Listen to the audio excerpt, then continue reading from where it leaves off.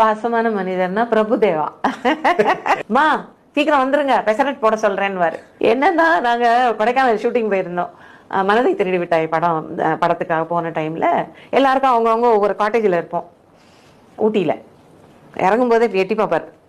நான் முடி காய்ச்சி நின்றுருப்பேன்.